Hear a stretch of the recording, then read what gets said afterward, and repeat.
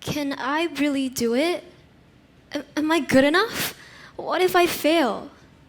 If you ever had thoughts like these, well, you're not alone. Because for a long time, these voices have been living in my head like a second voice, questioning every decision before I even had the chance to try it. But if there was something that I've learned was that courage does not begin when fear disappears.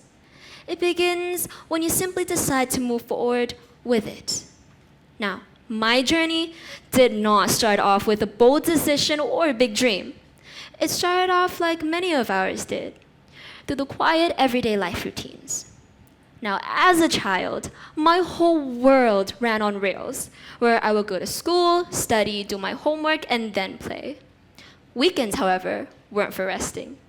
They were filled with extracurriculars. Nursery school all the way into secondary school. My schedules were all perfectly planned out, not by me, but by my mom. She would make sure to have my school uniform laid out for me every single morning, reminding me to drink water, checked if I had enough protein in a meal. Now, for the longest time, this was how my life was. It's gotten to the point where I did not know what I was supposed to be doing in a day if she hadn't scheduled it for me. But I didn't question it, because it felt safe, predictable, and familiar. But what I didn't realize was this pattern, this sort of routine, it was teaching me something deeper: discipline. Now, when I was a kid, I didn't have to make decisions on my own, because my mom would guide me through them. She would ask for my opinions, but also slowly nudging the outcomes. Now, this wasn't control, it was care. But care can become a crutch if you never outgrow it. Things started to shift when I reached secondary school. This was the very first time where I asked myself what I actually wanted, and not what I had to do next in a day. This is when I stumbled upon biology. Something clicked. It wasn't just interest, it was purpose. I wanted to become a doctor. Now, this decision didn't come from my parents or my teachers. It came from me. Now, realizing what I wanted in life gave me direction. And so, it also demanded something new: independence. So then I moved schools to pursue better opportunities and to help me grow academically. However, I still brought some of my old life with me. My mom would still send me off. She would still wait nearby in case I needed anything. But soon, I started to realize that my friends, they were arriving alone, navigating their own lives, managing their own time, without being told what to do. And I looked back at myself. If I truly wanted to be someone who others could rely on, a leader, a doctor, then I had to start by relying on myself first. And so I made a decision to go on the train alone to school. On my first day, I got lost. I cried, and it was extremely overwhelming. But as painful as it was, it became one I'll never forget. Now, the next day, my mother asked me if I wanted her to send me to school like she usually does. Well, for a second, I was tempted to say yes, but then I thought about it, and I told her that I could handle it and that she didn't have to worry. Because growth does not just happen in your comfort zones. It sometimes shows up in the middle of a storm.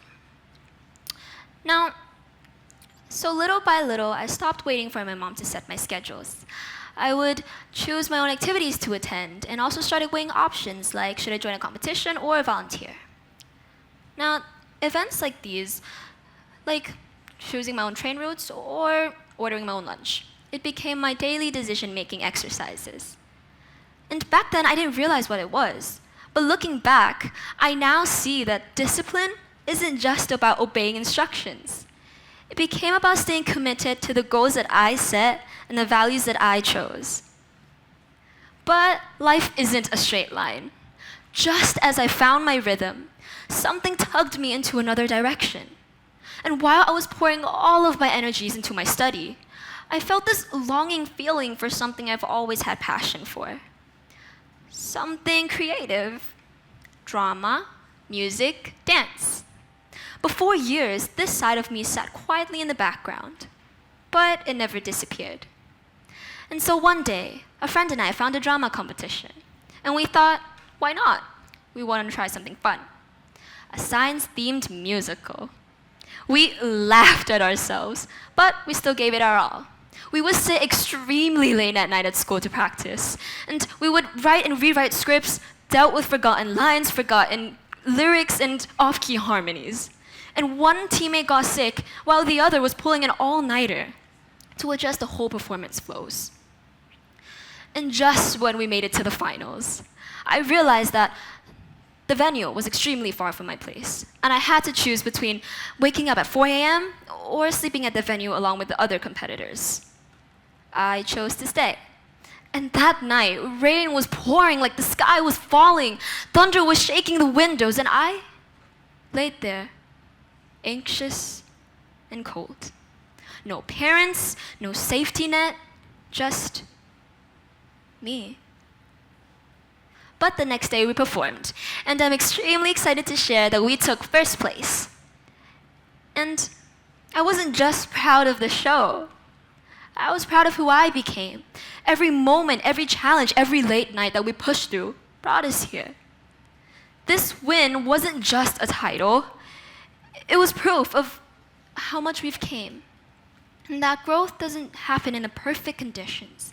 It can show up in the middle of a storm. Now, you don't have to feel ready to begin. Nobody ever does. The first step is messy. But it's like riding a bicycle for the first time. It may be a little wobbly, but it gets you going in the right direction.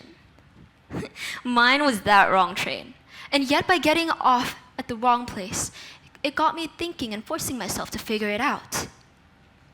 Now the next steps got easier because I found the people who were on the same pace as me. Their pace kept me moving forward, and my energy kept us going.